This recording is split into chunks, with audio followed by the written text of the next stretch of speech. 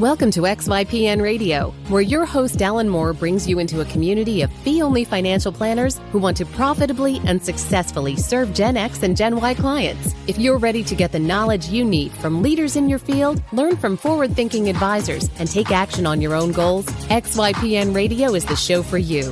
Here's your host. Hello and welcome to this episode of XYPN Radio. I'm your host, Alan Moore, and I'm excited to have Beth Storjohann and her husband, Brian Storjohann, on the show today. We've had a lot of guests give shout-outs to their supportive spouses or partners, so I wanted to actually have the supportive spouse on the show to talk about life on the other side of the coin, if you will. Both Brian and Beth opened up about what it's like starting a firm, both as the entrepreneur as well as the entrepreneur's spouse, and the challenges that come with that. I don't think Brian could be a more ideal fit for MB, providing both emotional and work support when she needs it so that she can focus on really building the business. They talked about how they communicate about money and make decisions together regarding the business so that they're always on the same page. If you're looking at starting a firm and have a significant other, I recommend that you both listen to this episode and use it as a playbook for how you too can be successful. Never miss another opportunity due to a missed call. For a special offer, visit callruby.com/XYPN and use promo code XYPN or call 1-844-853-7829. You can find any of the additional resources that we mentioned during the episode at xyplanningnetwork.com/141. Also, be sure to go to xyplanningnetwork.com/VIP to join our private group just for XYPN Radio listeners. It's the community of advisors we've all been looking for that's there to provide support when we need it the most. Best of all, it's free. I encourage you to check it out. Again, that's xyplanningnetwork.com/VIP. Without further ado, here's my interview with Beth and Brian. Hey, Beth and Brian, welcome to the show. Thanks so much for being on. Yeah, thank you for having us. Thanks for having us. So I'm shocked that Beth, you were on back in episode 10 and 39. So if folks want to go back and hear the total career story, they can go back to xyplanningnetwork.com/10 and xyplanningnetwork.com/39. And since this is episode 141, it means it has been 2 years since I had you on, which it feels like it's been more like 6 months. And so I guess nothing has happened in your world in the last 2 years. No, so hanging out. Nothing big, nothing exciting going on. So I'm really excited to have you both on to just talk about, sort of how life has gone over the last 2 years. And I'm really excited to get some of Brian's perspective as the partner or spouse of an entrepreneur who has been heavily involved in the business and just sort of talk through all of that. So I guess let's just take a step back. It was March of 2016, the last time y'all were on. You had just written your book. I don't even think it was actually launched yet or actually published yet, but it had just been written. So talk to me about just sort of how things have sort of evolved since then and sort of some of the highlights. That's really funny that you know March 2016 is when I wrote the book, because when Kitsis interviewed me on his podcast last week, I was like, I wrote a book in 2015 or 16. It was 2 or 3 years ago. I actually can't remember when I wrote the book. So that's how much my mind is a blur, because since then, business has grown. So I'm sitting at probably around about 200,000 recurring in revenue, 60 something clients. Plus I have the consulting arm of the business now, which everything, the book, writing, speaking, everything flows through there. After the book came the podcast in February of last year. So I've been podcasting now for a year, actually, over a year now. So it's also titled Work Your Wealth Like the Podcast. I also got pregnant again with our second baby, and I had a baby in November of last year. So we now have he's 3 months tomorrow, 3-month-old at home. And business is growing. The marketing thing, if anybody knows my story, that's never really been a huge issue. Just from getting out there, the content creation has just helped tremendously, client referrals. And this year, Brian and I, I'm sure we'll talk about that more in the conversations we've had, but we're really just focused on up-leveling, increasing fees. So things we talked about in the beginning is you and I know each other, where my price point started. I'm now getting transitioned over to TDA. I'm using DFA funds. I'm just up-leveling in terms of increasing fees. I've just brought on 3 clients in the past month at $7,500 retainers. So things are happening. Things are moving along. Lots of just refinement and systems and processes. My big thing is always get butts in the seats first in terms of getting clients, and then refine and pivot from there. Yeah, but it's all working. It's all growing, and it's going great. So pretty boring 2 years. Yeah, nothing exciting. So tell me about the team currently. Who all is on the team, both full-time as well as part-time at this point? So full-time, it's still myself. I have Brian who helps me with dear Lord, just like a hodgepodge of like random things. And we'll talk about that. Brian helps with podcast editing, with processes, operations, that sort of thing. I have Lisa, who's she's my Maddie. She's my director. I call her director of client services, or director of getting it done instead of director of getting. But I'm still not quite yet. So she's my director of getting it done. She is basically my CSA. She does a ton of work for me in terms and we can talk about how I leverage her as well. And then as of now, we're kind of in a pivot point. We'll talk more about Brian's career plans, but I'm also bringing on a part-time player planner, associate advisor. I've had one in and out for a while. I'm bringing on somebody new right now. And we're focused on really streamlining Lisa's role because she wants to do a little bit of pair planning, but not actually like the educational component. So we're streamlining, rounding out her role, and the pair planner is going to come in to step in to actually start creating the plan so I can really go into a spot where I'm showing up to meetings, doing the meetings, not necessarily having to do so much of that work. Marketing, I have outsourced as well. I have probably 5 contractors who work with me now that I'm a graphic designer, writer, content marketer, and then Lisa, pair planner, and Brian, who's, off the books right now. It's one of the things I love about being able to start a business in, what was it, 2012, 2013 for you, that we can do it that way, right? It used to be we had to go hire one full-time person and the concern was, who do you hire? Do you hire like an admin that does a little bit of pair planning, a little bit of marketing? And the cool thing is that we can just go out and hire experts, right? You can hire someone who's just a great graphics designer without having hired graphics designer full-time, which even 10, 15 years ago was not possible. And I think that's what actually facilitates us starting businesses and it being a little easier now and looking, quote unquote, bigger than you are because you can have a team of robust experts without having full-time people. Exactly. And I mean, it's amazing to be able to leverage. I mean, obviously, especially most financial planning firms don't actually have a graphic designer on their team. Why would they?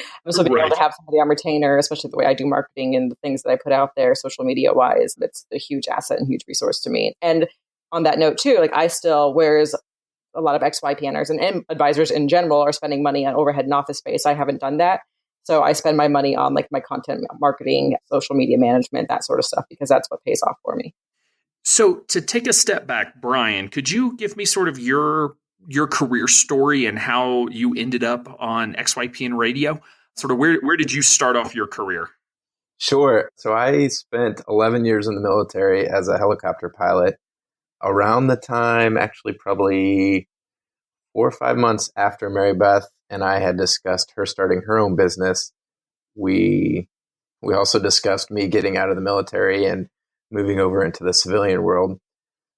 So I think 2014, so about a year after Mary Beth had started her business, is when I transitioned out and worked for the current company I work for now. I work for a commercial insurance company. And I've been doing that ever since. I still do it. It's my daytime job. What I do for the business for Mary Beth is really at nighttime and on the weekends. And when I have that spare time outside of the kids as well. So, the role that I've kind of taken on for Mary Beth is not just podcast editing and a couple of the random tasks, but I feel like really the supporter as well. There's a lot of times I know that she has decisions that she's trying to make, or, she has, should I take this on? Should I not take this on? I feel like my main role right now is really to be able to be the person she can bounce that off of, talk out loud with, and just see if it's the best thing for her, the best thing for the business, and the best thing for us. So do you feel like you are a better supporter in that role of sort of being that accountability partner and support person that she can bounce ideas off of? Are you better positioned because you actually do work in the business some, or do you think you can be equally supportive, I guess, if you're not, involved in some of the day-to-day operations of the business? I think it's a little bit of both. I think it's also the time period we're in right now. Since I do have a full-time day job, we have the ability to have conversations and, take risks within the business that we might not normally have if I didn't have my own full-time job. So I think right now with where we are in this season of the business, I think being more of an emotional supporter and, being able to bounce things off of each other for the business is kind of the key piece of it. Now, if down the road that changes, so be it. But I think the fact that I am assisting, with the podcast and really starting to understand and learn more about the financial industry and the way she's running her business makes the conversations that we have a lot more thoughtful. It's not her coming to me and we have a discussion about an industry or a direction that she wants to go, and I have no clue what she's talking about. The fact that I am learning from her and, I've taken a few courses to be able to be more educated when it comes to these financial discussions. I feel like the thought process when it comes to making big decisions in the business are a lot more meaningful. And I feel like they're just easier to have too. I mean, it's we're on the same page. We're talking, the same language. So talk to me about what it's like. And this is one of the reasons I was so excited to have you on the podcast, was to get we have a lot of advisors say, oh, my spouse was super supportive and was there, when I was starting the business. And quite honestly, most of us are only where we are at because of a supportive significant other. But I'm curious what it was like for you being on the other side of that, basically being the supportive partner as Mary Beth was thinking about starting the firm and launching it. I mean, was that sort of an emotional roller coaster for you? Was that easy and just say like, okay, fine, do whatever you want? Like, and I know it's been a few years, obviously, but can you talk to me just about sort of what that process was like? I would just like to say that Brian was floating in the middle of an ocean on a ship when we decided that I would launch my firm. Very true. So in terms of the emotional roller coaster that I was on, very different. He was literally, I got an email signature of approval, like, go for it. So, oh, that's amazing. So you made this decision while he was on deployment. Yeah, he was deployed. So in terms of actually making the jump, we were communicating while he was deployed at the time. The support really didn't come. The in-person support didn't happen until he got back. Yeah, I was on my last deployment, and Mary Beth had sent me an email saying she wanted to start her own firm. And, I always had a feeling that was coming anyway. She works with a very specific group of people. She doesn't work for the pre-retirees. She really works for those individuals that are in their mid-20s, 30s, and 40s, the people that, you might not have millions and millions of dollars, but you still need that financial education. And so I always had a feeling it was coming. And in 2012, she sent me an email and said, I want to start my own business. 2013. That's right. And I said, go for it. I said, we're going to, by the way, just side note, we're going to let Brian tell his version, and we're going to keep me quiet about like how this went down as well. Well, so I said, go for it, because the way I looked at it, I've always been a very optimistic person. Yes, there we go. The optimism comes in. Yes, he's very optimistic. I've always been very optimistic. Because you told me to go for it, and then you came back and decided that you were making a career change as well. So we had to be supportive in that note. But at the same time, I always knew that if, and I went into the mindset that the first 3 years, the amount of money she is bringing in is going to go right back into the business. So I went into it assuming that I was going to be the sole breadwinner for at least the first 3 years the business was open. So that would have been, up until the last time you had her on the podcast, 2016. So going into it with that mindset, I was already prepared. Had I looked at the finances in detail to know that we would be okay? No, but I always have a very general idea of the amount of money that we would bring in, the amount of money that we would need to support a lifestyle that we live. And so that's why I said, go for it. I knew that was a little scary for her. And, I knew money could be tight for a while, but I was okay with that because, as I've always told Mary Beth, I'm always on the mindset that a short-term struggle to achieve a long-term success is well worth it for me. And so if that means that we're tight on money for a little while, but 5, 10, 20 years down the road, we're doing great. And we have the ability to travel if we want. We have the ability to live the life that we've kind of always looked forward to. Why not go through that short-term struggle to get to that point? And I think that's huge to have a long-term horizon, right? Like to actually be able to see that. And, many of us have that, many of us don't. I think that's probably much of that is personality. I'm curious if the process was what you expected. Like, you knew some of the financial stuff and sort of what to expect, but how how did reality match sort of the vision that you had for what it was going to be like, starting the business? I think, there were areas we had to cut back in. And did I expect all the areas? No, I didn't. But I think, it was a struggle at the beginning, but I think Mary Beth was so focused on making sure that this business was going to be successful. And I know the work ethic she has. I mean, she would work 24 hours a day if she could, just to make sure that this business was up and running and working the way she wanted it to. So even though the first couple months she was a little worried that she was never going to get any clients, I always knew that wasn't the case. Just the work ethic she has and the mentality that she's not going to fail at this. I always knew that would never be the case. And, we even have conversations now. I feel like I'm the more optimistic one, and Mary Beth thinks of all the worst case scenarios. And so, that's you yesterday. No, I'm not. We just had a conversation yesterday. Just yesterday, I'm like, it could do this, but it could also go this way. So, yeah. And what's funny though is even as the business grows, there's still that concern, and there's still those worries, and the conversation never stops about we will be okay, or if your worst case scenario does happen, here's plan A, B, and C. So regardless of if this business grew to be 10 times what it is today, I guarantee you we will still have those conversations on, well, what if worst case scenario happens? I will say, I think one of the things too that benefited us, and it's also, obviously we've known each other since the beginning. And one of the things like you saw that I struggled with in the beginning was like sales, right? Like I didn't know, I was not confident in like how I could, how to do sales or whatever. This was like an awful word. And then early on, like through the marketing, I realized, okay, like, and this is where I see a lot of other people struggle as well. And I think it benefited Brian and I that I pivoted quickly. I focused on like just get butts in, like I said, butts in the seats, like get clients in the door. Like we can spend so much time trying to figure out a process or like, which technology to use. But if you don't have clients to actually service, like that doesn't do anything. And so where I think we did benefit and it did turn around quickly, like, whereas Brian always says, I planned for 3 years. Like we took a loss in the first year because I actually launched in August and like that was like it. But otherwise I've had an income since. And so just like focusing on the marketing, and we just saw clients start coming in. And I think that was the one thing that surprised both of us is that we were, I was pessimistic. So therefore he was kind of like, oh, 3 years. Okay.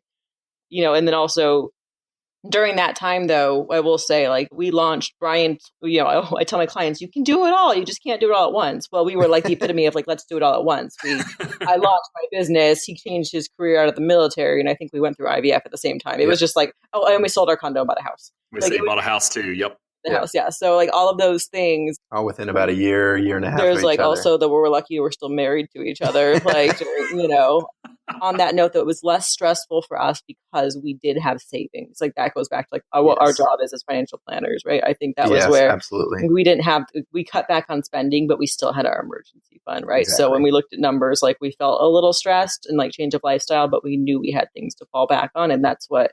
That set us up. Like I know a lot of couples who go through this like don't have that cushion, and then it's a whole different ball game when you're trying to like prove a point and like you really feel the hustle then.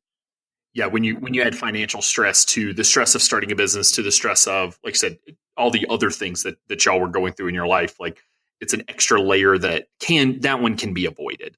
You can't avoid the stress of entrepreneurship, but you can have enough cushion to avoid that level of stress. And I do think it's important for, I don't want to discourage anyone that's out there, but I have people ask me all the time, like, oh, well, how long until you can start a firm? Like, can I just start a firm right out of college? And my answer is no. If you are in your early 20s or even mid 20s, it will be a struggle. We see most of our advisors don't start firms till they're in their 30s. And it's because that means you have 8 to 10 years of work experience, you have savings, you have, maybe your significant other has an income built up. So you're not, on fresh out of college income, which was not all that great for most of us. And so I think it's important to hear that. And again, I don't want to discourage anyone, but if the difference is like struggle through your mid 20s starting a firm, or you can do it not easy, but maybe a little easier and a little more breathing room when you are in your early 30s, that's okay. The opportunity will still be there. Yeah. And life experience just contributes to it, right? Like, I mean, yeah, having the absolutely. 10 years or, 5 years of experience under your belt at a firm versus trying to go fresh out of college. And you literally have no idea. I was in the industry already in college, and I can't imagine having launched my firm or just with a college degree. It took me 10 years of, being exposed to different sides of things. But I will say with Brian, the one thing I will say, the one like mantra thing he has, he's like, we will be okay. We will be okay. It will be okay. Like that is the one thing I think that he says to me on a daily basis, maybe multiple times, in terms of the support he gives. Like it's just, you have to think through a lot. And I do think through a lot. And, not only his role has evolved, and we'll talk about that more, about like different like random things he helps me with and thinks through, from like technology to other stuff. But when it comes to like those advancing the income and which opportunities, especially doing the consulting side of things too, like there's a lot of noise out there that like things that could bring in income, and then he pulls me back into like what the main goal, like is it the shiny object that could bring in like a quick few $1,000s, or do you focus over here, and those are the conversations that we get to have together too, of like what's the long-term goal for the family. Yeah, absolutely. I think Mary Beth hit the nail on the head. I say we will be okay for a variety of reasons. One is the emergency fund that Mary Beth talked about. We had that set aside. We had that ready to go. And that was even part of the discussion when she launched her business, was we will try this for a year. And if we have to dip into our savings, then so be it. But once we get to a point where it's not working, we have other options. Mary Beth had 11 years experience by this time within the industry. So if the business didn't work out, there were still multiple firms that she could have gone back to and said, hey, can I come work for you? And then we would start again down the road if that was the case. So I always said we will be okay, knowing that one, we had the savings set aside. Two, Mary Beth had the knowledge and experience. But then three, I had my income. So it wasn't like we were, like you were saying, mid-20s, zero income, zero experience. I want to start my own business. To me, that, like you said, Alan, I don't want to discourage anybody, but that would be a lot more challenging than putting the time in, setting the money aside, and then starting it a little bit later. Yeah, and I can speak from experience as the one who started a firm at 25 with no savings. It was real dumb. Do not follow my path. I have learned to say that over and over and over. I got very lucky that I made it out of that without losing my home. So, I mean, but, to your point about it will be okay, Mary Beth, you said y'all have now hit the 200,000 revenue line. This is probably the first year potentially that you are making more in your business than you could have made if you just went out and got a job. Because with your level of experience, like director of financial planning at a large RIA, no problem. And that's good 6-figure salary. So, I mean, you're now to the point where you're actually making more. So the fallback plan has always, in a way, been like, go make more money. You lose some flexibility and you lose control and ownership and all that. So it's not always a good thing, but you always could have gone and made more money. You're probably now to the point where that's actually no longer true, but you could still make really good money if you chose. Correct. Yes, exactly. Yeah. With the recurring revenue coming in, that doesn't include what we're on pace to probably do this year. Definitely. I think last year is when I was like, yep, past that salary, past that mark. Like we are good to go. Now I don't know where I'd go from here. And so that's like, and those are the conversations we're having now. It's like, we start doing projections, like 10-year projections, 15-year. There's actually a group of us who are being mentored by JD Bruce at Abacus. So just kind of talking through some of those things with him. It's like, where do we want this thing to go? Like, what could it be? And so then that's where Brian's awesome in terms of like, yeah, there's like, as an entrepreneur, like there's like 1,000 things I could do. And then it's a matter of, okay, let's pull it back in. Like also what is our vision as a family? Because as a woman, that's also a different thing than, like I want to be around, as not that men don't want to be around their children, but like, just like having just had a baby 3 months old, what does that look like? What is enough for us? Like how big of a firm do I want to grow it to? So that's where Brian and I have been really focusing a lot of our conversations lately is like, what's big enough? Like, what do we see? Because I mean, this thing is growing. Like I'm getting leads. If anything, I'm like, okay, how do I start servicing these people and like trying to figure out. So it's really, those are the fun conversations we're having now. And Brian's a part of and like supporting in a different way, as opposed to like the financial support. Now it's like the emotional support of like, it's okay. Like, it's also hard to work this much when I have 2 little kids at home. So how do we find that balance? And, he steps in a lot there too. So I will say like I have to work a lot, especially now. And so he will step in with the kids and he's supportive in that way in terms of like taking things, getting things done around the house or like, you know, picking up and drop off at school. Like he steps into those areas and it's super supportive. He even makes me dinner some nights and it's fantastic. Yeah. You know, I think the support doesn't always necessarily have to be around the business too. It can be to free up time so that she can focus on what she needs to focus on. So, you know, there's two different, you know, avenues you kind of have to go down. If she is struggling with something within the business and needs to talk it out or needs to say, is this something good for us? Then I'll have that conversation. But at the same time, if she's like, I need 2 hours today, you know, can you take the kids and go to the park or something? I have no problem doing that as well, because I know that's still working towards the long-term goal of what we want for the business. Yeah, you make a great point that when you're supporting, when you're in that support role of an entrepreneur, it's not just about getting into the business. Quite honestly, most folks that are in that role are really focused on, you know, helping with the kids, helping around the house, cooking dinner from time to time. You've stepped in and are actually helping in the business, which I think is awesome. But it's a great point that comes in a lot of different forms. MB, you mentioned that you're having these conversations around like, okay, now you make money, like you have a legit salary, you're cruising. How much is enough? Like, how do you decide how much money is enough, or you know, once you have enough money, that what else is going to drive you? Like, how are those conversations going around? I want to make this much money, but I want to build this business, which may actually bring in a lot more money, but I don't necessarily need it. Yeah, they go in circles.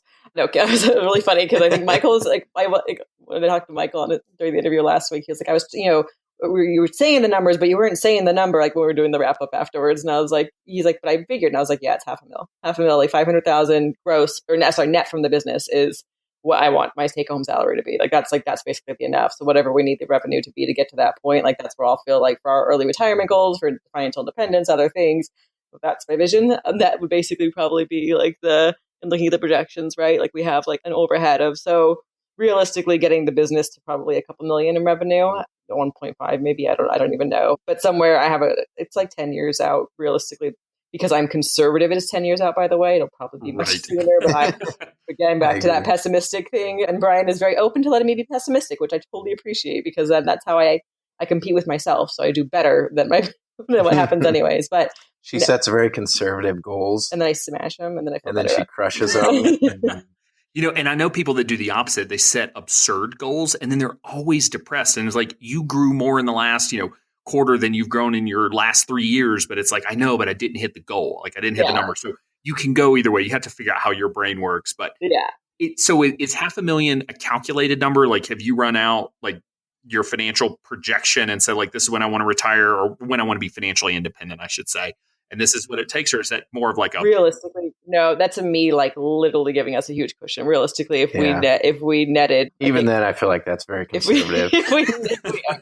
No, it's actually if we start netting from the business, probably around 300 will be totally fine and on track. My personal thing is 500, but 300 is what would be take away, and then we'd be fine for the financial independence. And that number we have tracked out to see like what it would work and would it reach our goals for financial independence and early retirement, and that's a yes. So I mean, where we're at right now, like we're like, for us, like that's the thing, like we have we're dual income, and so mostly it's like getting this business to grow to do other things, right? So that Brian can make career transitions should he want to come to business longer term. But where things are tracking right now, we're comfortable with how things have grown. And so it literally is, the business right now is structured so I can grow the team and kind of leverage that way and bring on other advisors to service some of the leads that maybe won't be qualified to pay the higher rate, but also kind of, if we wanted to, be able to replace Brian's salary, also to phase him in and out of another position.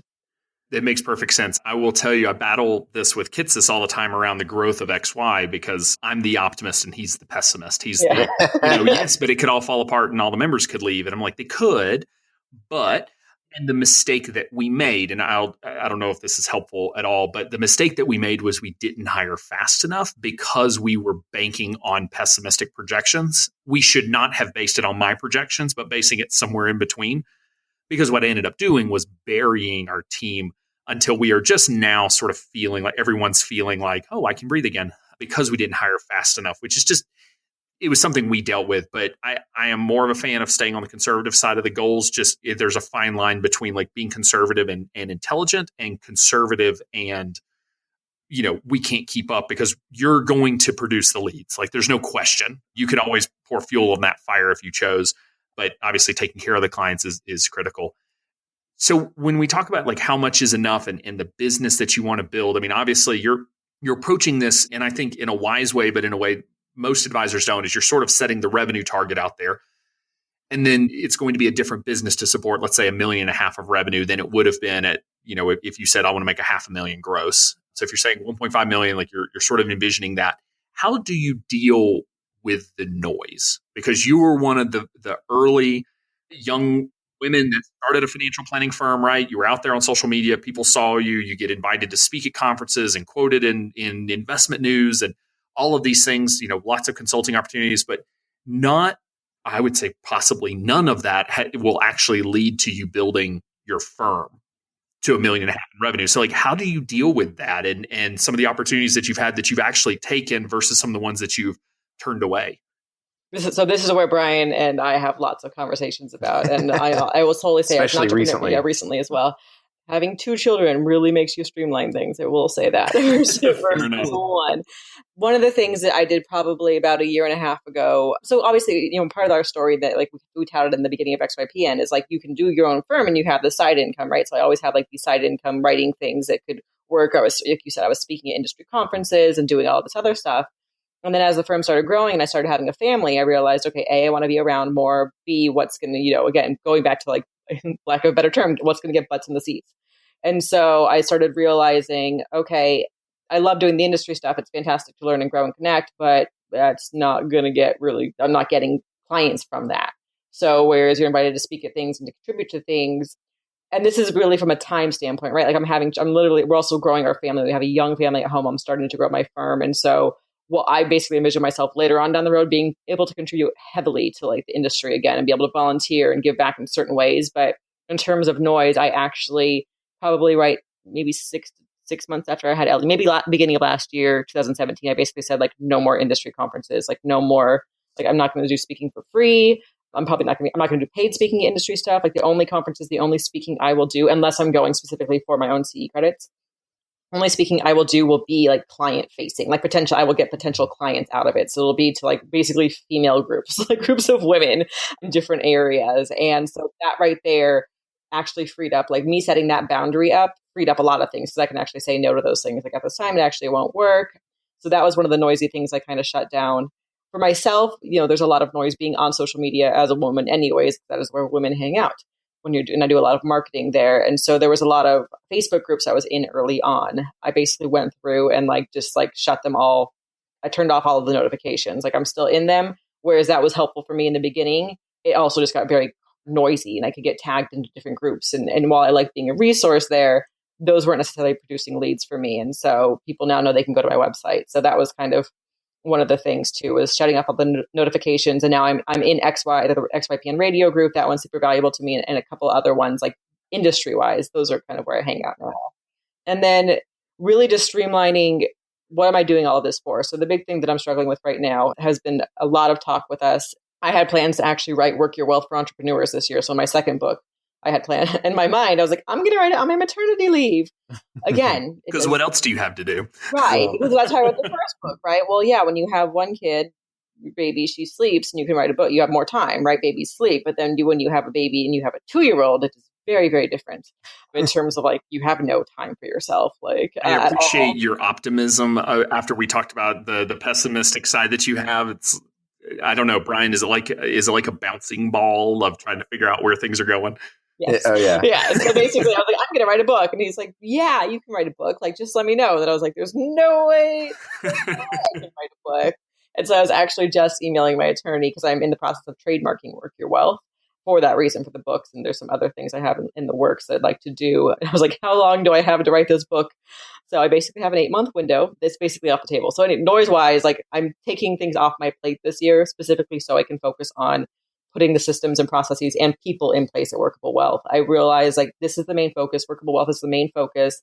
the revenue there, like we're mostly focused on like what does the cap need to be. So that was at 1.5, 2 million, and that gross number. Because once that is streamlined and once that is in place, like my passion also goes back to like financial literacy and educating people and having those resources. So Workable Wealth, the goal there is to get it running. I'm always going to have clients, but I also want to create more books, more like educational content, and reach a wider audience. And so my thing is now like, okay, that's the goal. It's kind of like the next goal, right? Like I still have to focus on Workable Wealth and getting that all in place and running. And so it's kind of like a well-oiled machine. And that is going to be what gives me the freedom and flexibility and financial ability to pursue these other goals as well. So I think it's just kind of like calendaring out and timing things and realizing, again, I can't do it all at once. What's going to be the best thing for me this year? And it's going to be focusing on Workable Wealth. And so it's having that conversation again and again, because like I said, there's projects and partnerships and things that come knocking at my door where I'm like, ooh, shiny object, like this could be fun. How can I leverage this? And then I spend time like researching it and like, what can I net? And then I go back to Brian and I'm like, is it worth it? Is these things aren't worth it. So now it's a matter of, is it worth it from a Workable Wealth standpoint? And then is it also worth it from like a mom standpoint, having 2 young kids who I'd like to, be around at some point in time. So yeah, Brian helps with those conversations a lot, like redirecting. And I think that the big thing that we always try to keep in mind too is, how is this improving the business? How is this bettering the business? And we do have conversations all the time. She gets invited to speak at a variety of different venues. And we always have the conversation of, well, what's the benefits? What's the negatives? Overall, is this going to be client facing, or is this just going to be something that is fun to do at the time being? So again, it's just going back to thinking out loud and having those conversations and, having her be able to bounce that information off of me and, me asking questions that maybe she hasn't thought of or vice versa. And it requires such a mutual level of respect for the other's opinion. And I think that's what's hard sometimes for entrepreneurs. And I commend you both for being able to do this. But a lot of times, like, you don't know my business. You don't know what I'm going through. And it's easy to get in that mindset. And it's so critical to have that sort of appreciative mindset of saying like, okay, like you're not an idiot. Like neither one of you are. So therefore, if you're bringing something to the table, it's a good conversation piece. It may be right. It may be wrong, or it may just be a different angle, but being willing to, again, just appreciate and respect each other's opinion to be able to come to the right decision is huge. And that's what it goes back to. It does go back to us a lot with like, what's the family goal? Like, what are our goals as a couple, as a family? And I think that's where a lot of, even I coach clients through this as well, right? Like a lot of the times it doesn't go there, right? It is exactly what you said. Like, you don't know what I'm going through. You don't know what I'm doing. You have no idea. And I see a lot of like we talk numbers a lot. Like I'm always getting pessimism, very focused on the numbers. And so I'll talk about like high level, what I'm bringing in, like what are the expenses? Like I don't run through everything with him, but I disclose that to him. Like if I'm going to make an investment in like a coach, for example, or, hiring somebody, like that's money. We talked about this on my podcast too. Like if I'm going to make an investment in the business, that's technically money that I could be taking home, right? I could be bringing that into the household. So there's certain limits where I'm like, okay, instead of me doing this, like, if I'm going to do this, I want to talk it out because that's money that I can contribute to us instead or to our family. And that I think is a huge, like, it's because I respect him and his opinion as well. And we're a team in this. And I think that's a big disconnect that I see with a lot of entrepreneurs. Like they'll spend money on like education or travel or these resources and they hide it from their significant other, in the name of reinvesting or like education or whatever. And there's nobody on the other end either holding them accountable to leveraging those resources.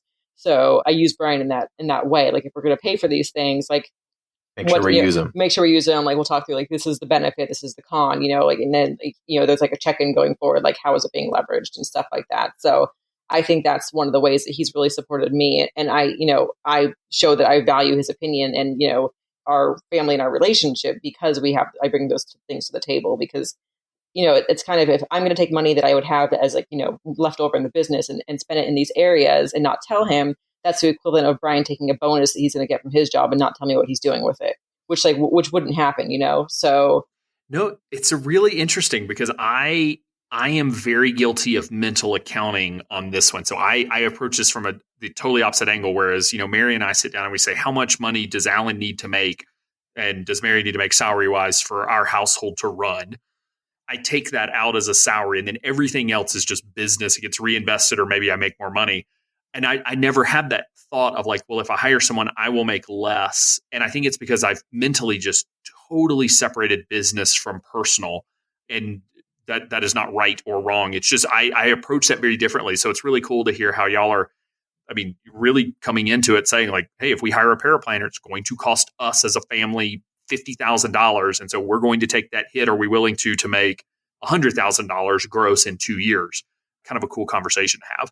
Yeah, I mean, because we're, it's not like XYPN's growing at an exponential rate, but small business wise, like if I have like 5 to 6 employees, that's what's going to be. It's always going to be like a family operated thing. Like that's what I know, or whatever. So I don't see it growing to a huge company. And that's kind of the conversation that we have as well. Like it goes back to like, what's it going to grow to? What's enough, and those sort of things. And so with that in mind, like, yeah, we have those conversations. And like you said, we just added in like, okay, well, if I could take this much more, like when you give yourself a raise, like when you allow yourself like the lifestyle adjustment up, as opposed to we have this stuff that will swirl away, in those areas. Well, I think it's also important, some of the discussions we've been having recently too, we do have 2 young kids at home. So is it beneficial to bring on, another planner and have Mary Beth offload some of that work to him or her so that, for the next couple of years while the kids are still at home and not in school, we're able to spend more time as a family.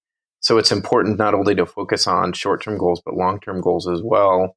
And just recognize that, yeah, we have a goal of, the amount of recurring revenue that we want to get to, but it doesn't have to happen overnight. If we sit on it for a year and we, and Mary Beth, the income she brings in is level, I've always said that's fine. We'll work through that. And, I think that will at least provide more opportunity to do other things as a family. Yeah, that's one of the things we talked about this year is as I'm, so I'm basically I'm doing fee increases right now with my clients. And from my starting points, like people are paying me $149, $100, I have one at $100, I think, a couple at $125, like those all have to go up just based on the level of service I provide, what I do, and how my skill level has changed and my client base has changed. Like those ones are going up significantly. And so kind of just talking through like, okay, how do we get the fee increases? And if the income actually ends up going down, what if we lose the clients? And what if I just want to like not take on any pay this year? Because again, I just had a baby. And what if I want to be around or whatever? We play that what if scenario. And it is like, that's where like the support thing, he's like, even if it goes down, if it disappears, like again, like that's where it goes back to like, we are okay. Like it will be okay, which is just nice. Because it's nice to know like, that's like the flexibility and like support that we have in place. Like it will be fine. Like, I always plan on working. And that's just my mindset. I always work. So there's that in mind too. But it's just nice having like that, like, yep, whatever you want to do, like the freedom to let me like work that out as an individual and as a mom too, because there's a lot of other things that come into play as an entrepreneur. Then you add like having a kid on top of that.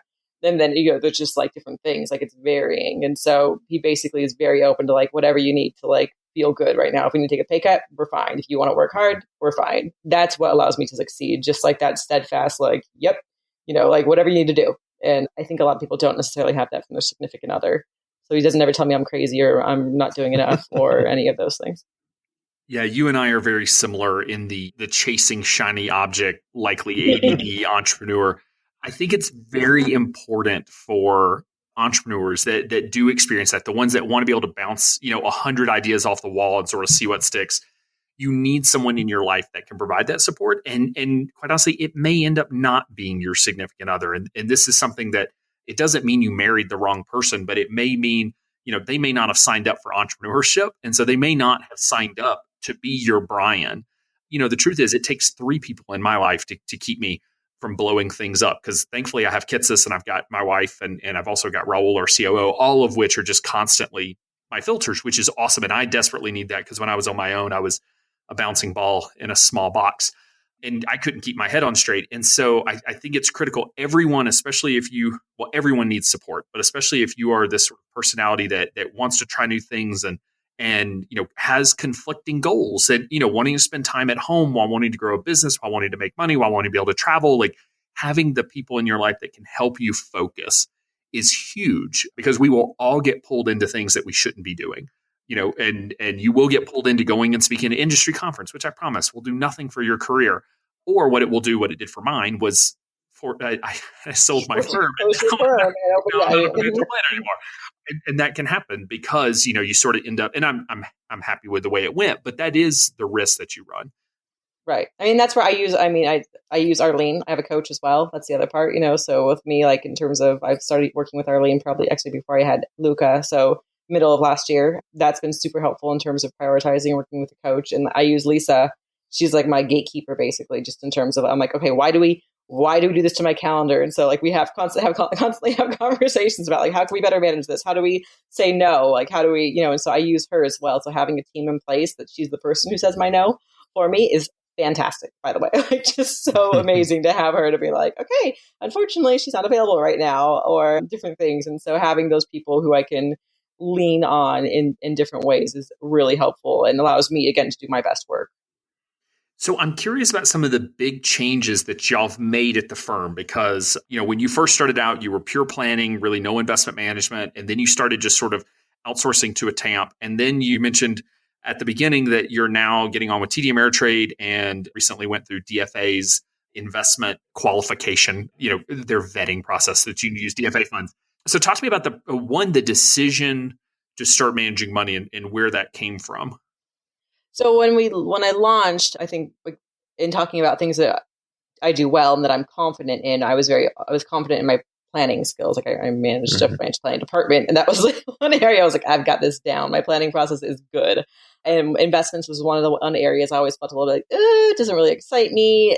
It seemed very just like daunting and overwhelming. And so when I launched just purely financial planning, because it was also like the easier thing for me to do and wrap my mind around at the time. It just all seemed very, like it was like the investment seemed like this big mountain to climb with all of the software and technology. And I felt like I could not do my best work if I was trying to go down that route.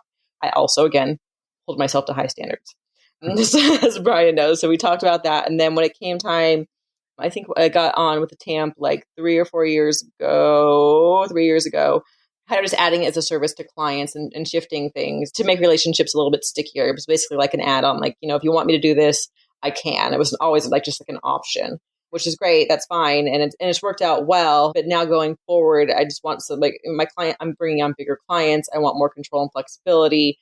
I want to be able to at least provide that service and know that I'm vetting out other funds and I have control over things and can make more detailed adjustments. And that's where TDA came into play through the XYPN partnership, and then DFA.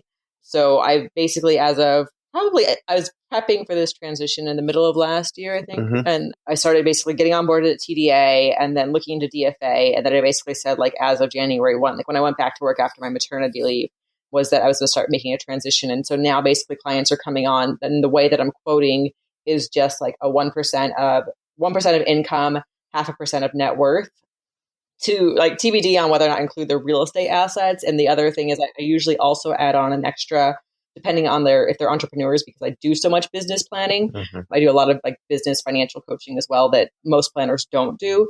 When entrepreneurs come on, they usually get like an extra $2,400 a year fee added on top also. So I kind of like I eyeball that one too. But that basically was just like a higher, like a better service, and it makes my relationship stickier. And it's kind of, I keep joking that Workable Wealth is growing up, but that's basically it. My clients are evolving over time. The business is evolving. I started out marketing to Gen Y and millennials, like when originally like my messaging and branding, it turns out like, 30 and 40 somethings are going through this as well. And I actually just did like a reader's questionnaire for my newsletter last year. And I found out like 25% of my newsletters are actually like women over 50. So interesting stuff like that I'm learning, that like who's coming to me.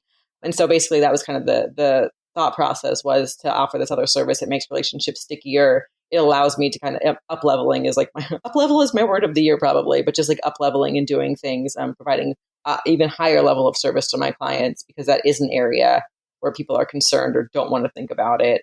And so business, like strategy wise, that's where I went that route. And I think it's good. It's just, again, though, that's where shutting out some of the noise this year so that I can focus on the technology and getting those things in place and relearning stuff that I knew in my previous years, like paperwork and stuff. I'm like, oh, so I have to learn this so that I can offload it to my team, like those things.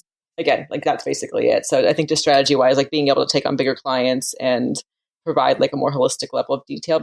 And that's also why we talk about bringing on an associate planner, so that I can take the higher level clients, and these other leads that are still coming in can be serviced by somebody else. And so we're talking through like what that looks like, and salaries and revenue splits and that stuff. And that was a conversation that we started having last year about making some of these changes. And I think it was very important for us to have because it goes back to allowing her to be able to do what she wants to do to improve the business.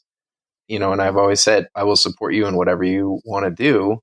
And so I think that, hopefully eased her mind a little bit and said, if I want to try to boost the way I do business and I lose clients for it, I've always said, okay, so what? If that's the case, you lose clients and we'll figure it out from there.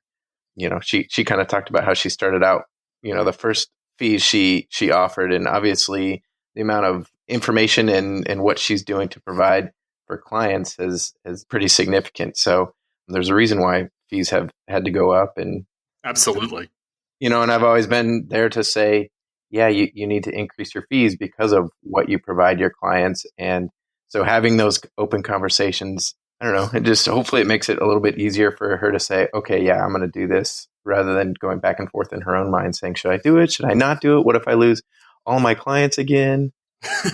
Again, like you've ever lost all your clients.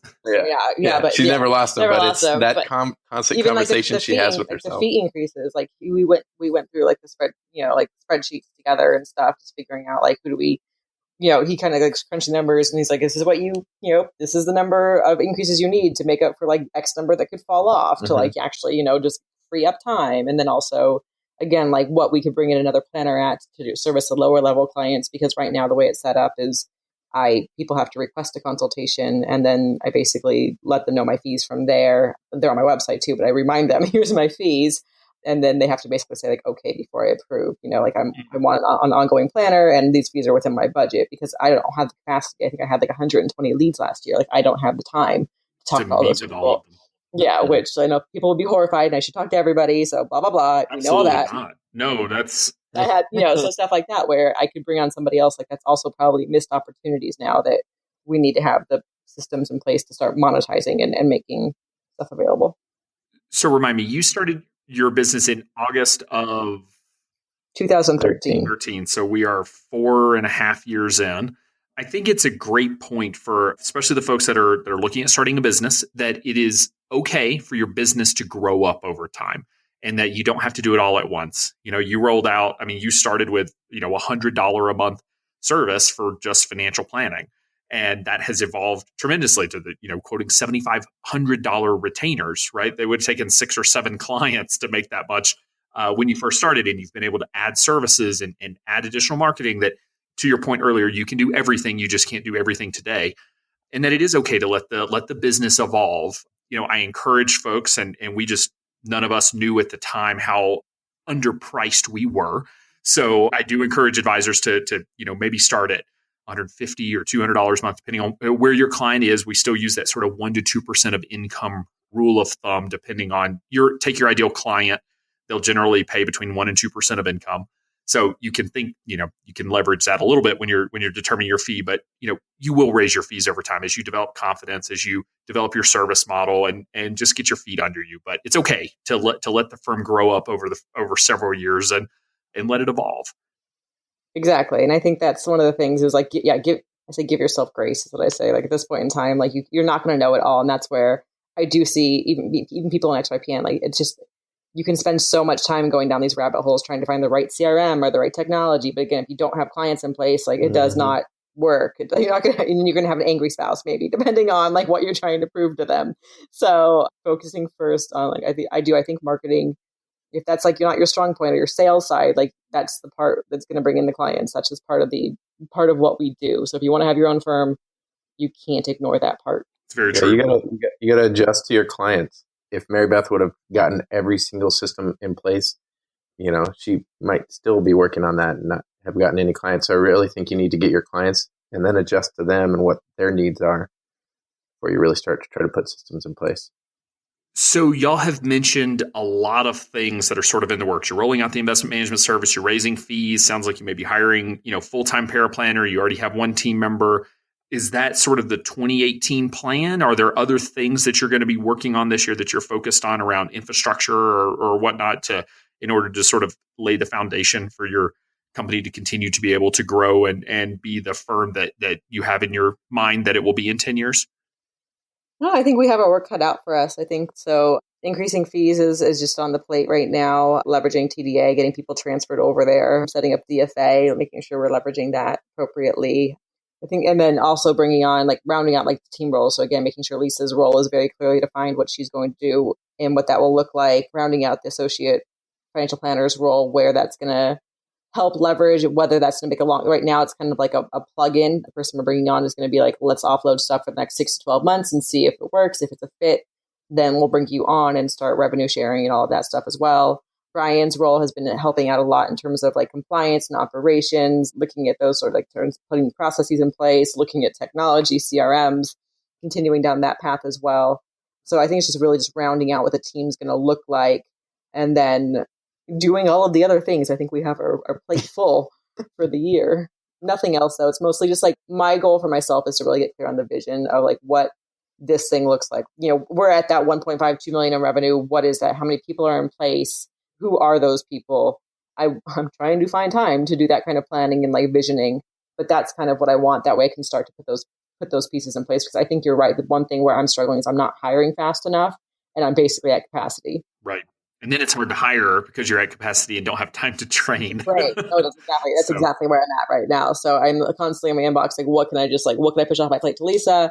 Bringing the new person on, like, we'll be doing some training next week. And so just figuring all of that as well, just like really getting those things in place. So 2018 is just like literally the year of up-leveling everything. I love it. Well, as we're coming to a close, Mary Beth, you've answered this question a couple of times, but I'm going to have you answer it again. And I also want to hear this from Brian. So if there's one piece of advice that you could go back and give your younger self, maybe this is the Mary Beth and Brian that we're looking at starting the firm, or maybe, on into the process. But if there's one piece of advice you wish you could go back and give yourself, what do you think that piece of advice would be? Oh, I think I've answered differently all times. One of the things I probably would have said, I'd say now that I think that has benefited us, financial planners need their own financial planners. I'm totally agree with that. Oh, yeah. So I would say, like, in terms of like just navigating the dynamics and like even bringing Brian in and looping him in with our personal finances, like get your own financial planner sooner. Like, just because you are a financial planner does not mean that you don't need one and that your spouse would not benefit from one. So that's probably helped our relationship a lot as well, having a neutral third party, because then it doesn't all fall on me. I'll answer as a spouse supporting an entrepreneur, as someone just starting out a business. I think the one thing that I would go back and tell myself back in 2012, 2013 would just be to learn more about what it is she's doing now. And I'm not saying that I didn't, but the more I get into it and the more I really learn and understand the business that she's built, it's very exciting to me. And I wish I would have learned that earlier on. I learned it here and there, but I don't know. I wish I would have known it a lot more, a lot sooner. That makes sense. Just seeing what she's doing now, it's awesome to see. It's so cool. And I feel like, I'm pretty supportive as it is, but I feel like I could have been even more supportive if I would have had a better understanding, especially, even the industry. The industry is something that is still a little unfamiliar to me. So even if I would have taken a couple classes back, right as she's transitioning, so that I could have more of those educated conversations, I feel like it would have been helpful. Sure. Well, Mary Beth, Brian, thank you both so much for coming on the show, and honestly, your willingness to open up and talk about married life as an entrepreneur family and all the things y'all been going through. But I am so excited to see you being able to take the next year to really focus on infrastructure and again sort of building out that foundation to take your business to the next level and like I said, up level everything. So thank you both for taking the time to come on the show. Thanks for having us. Yeah, thank you. Support for today's episode comes from Ruby Receptionist, the only live remote receptionist service dedicated to helping financial service professionals win more clients and build trust. With all you have going on, answering incoming calls may not always be a priority, but you can rely on Ruby to create exceptional experiences for your callers. From their offices in Portland, Oregon, Ruby's friendly professional receptionists answer calls live in English or Spanish, transfer calls, take messages, collect new client intake, and make follow-up calls, and more, just like an in-house receptionist, but at a fraction of the cost. Never miss another opportunity due to a missed call. For a special offer, visit callruby.com/XYPN and use promo code XYPN, or call them at 1-844 853-7829. Be sure to join our VIP community at xyplanningnetwork.com/VIP to hang out with other XYPN radio listeners, ask questions for future mailbag episodes with myself and Kitsis, and to finally find a community of like-minded financial advisors. Thanks so much for joining me today. We'll see you next time. You're not alone, and you're not crazy. It's scary starting, building, and growing your own financial planning firm. And that's why we put together a free private community just for you, the Cutting Edge Financial Planner. Go to xyplanningnetwork.com/VIP or text XYPN Radio to 33344 and join a network of thousands ready to change the lives of Gen X and Gen Y clients.